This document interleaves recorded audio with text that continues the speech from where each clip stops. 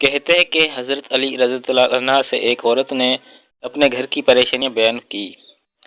فرمایا کہ مجھے سمجھ نہیں آتی کہ ہمارے گھر میں بے برکتی کیوں ہوتی ہے۔ اس پر حضرت علی رضی اللہ عنہ نے دریافت فرمایا، کیا تم رات کو برتن دھو کر سوتی ہو یا جھوٹے برتن اسی طرح سے چھوڑ کر سو جاتی ہو؟ تو اس عورت نے فرمایا، میں تو رات کو برتن ویسے ہی چھوڑ کر سو جاتی ہوں۔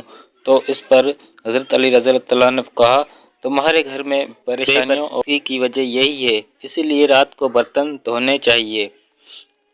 اس بات سے معلوم ہوا کہ رات کو جھوٹے برتن نہیں چھوڑنے چاہیے، اور اس بارے میں سائنس کا بھی یہی کہنا ہے کہ اگر برتنوں کو زیادہ دیر کے لیے گندا چھوڑ دیا جائے تو ان میں نقصان دہ قسم کی بیکٹیریا پیدا ہو سکتے ہیں جو کہ مختلف بیماریوں کا سبب بن سکتے ہیں۔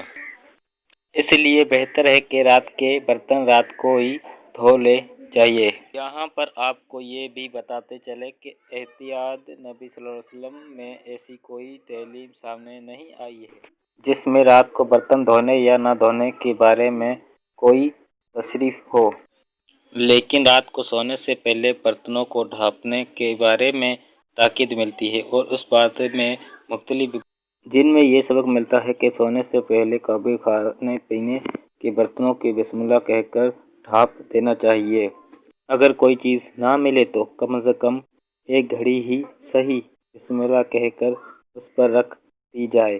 اس لیے شیطان بند دروازوں کو اور ڈھکے ہوئے برتنوں کو نہیں چھوتا۔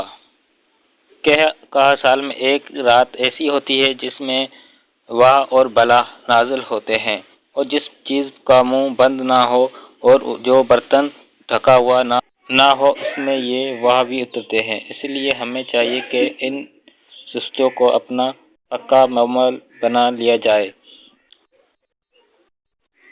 کتنی بڑی حکمت ہے پیارے نبی صلی اللہ علیہ وسلم کی پیارے سنتوں میں، تاکہ ہم ہر قسم کی مصیبت سے اپنے آپ کو محفوظ رکھ سکیں۔